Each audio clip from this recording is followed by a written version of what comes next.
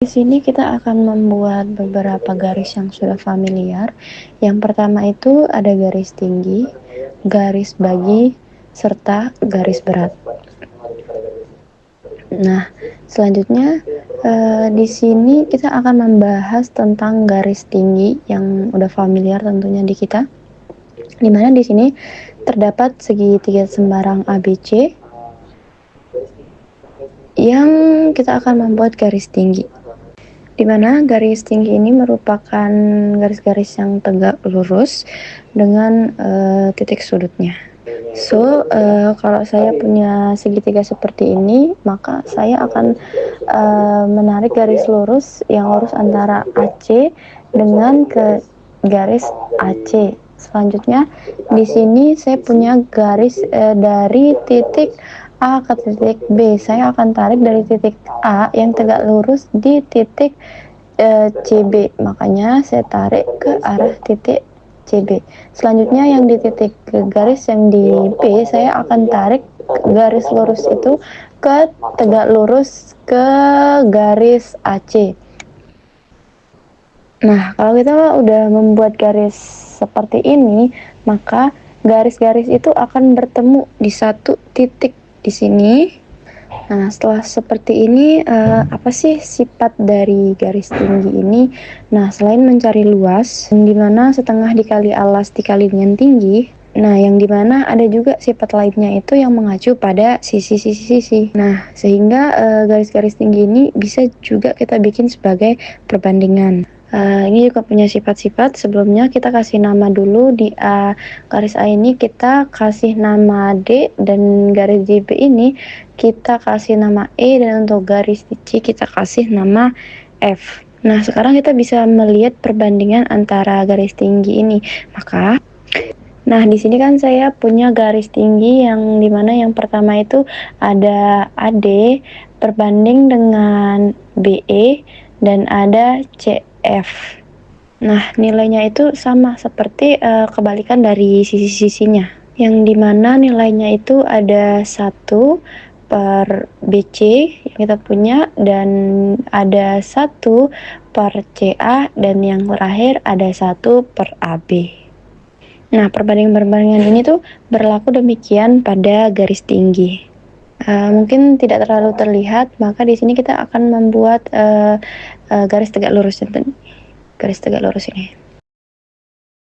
Selanjutnya di sini kita akan membahas tentang garis bagi, yang dimana garis bagi itu kita membahas tentang membagi sudut-sudutnya. Kita masih menggunakan segitiga yang sama, maka di sini kita akan membagi sudut-sudutnya yang sama besar.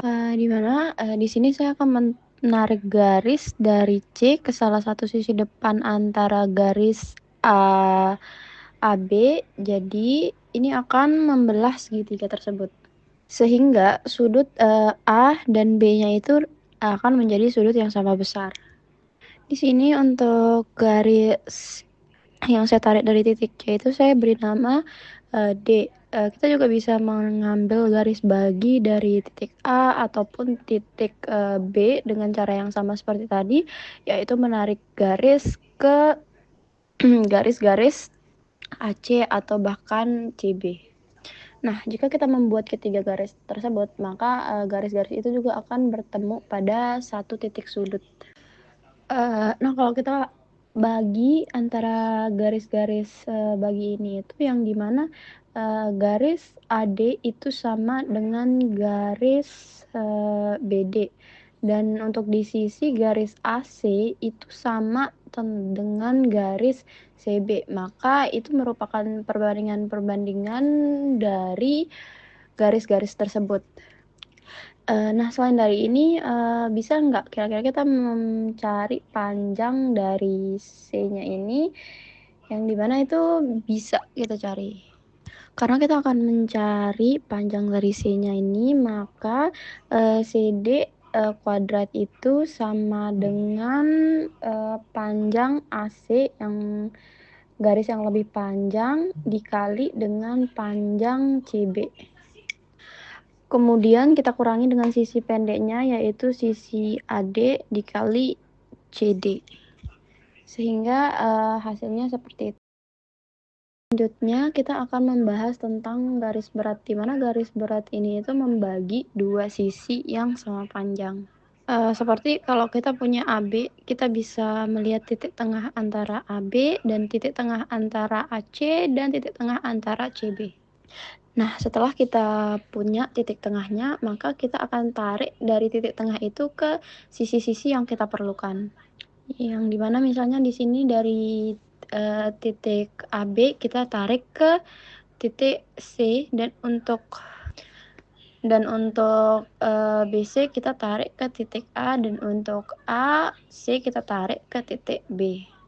Nah, dari sini juga ternyata bisa kita lihat kalau garis berat ini juga kita akan bertemu dalam satu titik, yang dimana titik itu bernama titik berat.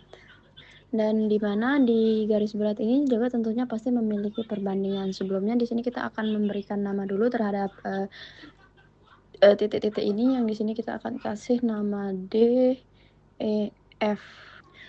Untuk titik baginya ini kita kasih O, yang dimana ini juga semua kita bisa perbandingkan. Misalnya CO dibandingkan dengan OF, perbandingan dengan BO per OE, dan juga ada perbandingan dari AO per OD.